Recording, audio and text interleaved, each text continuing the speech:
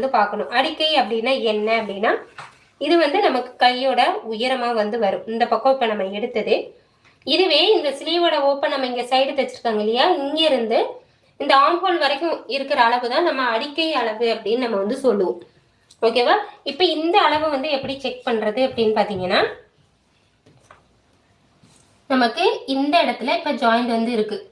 இந்த ஸ்லீவ் ஜாயிண்ட்டும் சரி, சைடு ஜாயிண்ட்டும் இந்த இடத்துல நமக்கு ஜாயிண்ட் வந்து ஆகுது. இப்ப இங்க இருந்து இப்படியே நேரா அளந்து வந்து பாருங்க. நமக்கு ஓப்பன் வந்து இங்கதான் இருக்கு. இப்ப நம்ம இங்க இருந்து இது வரைக்கும் அளந்து பாருங்க. பாத்தீங்க அப்படின்னா நமக்கு ஒரு 3.25 இன்ச் இருக்கு.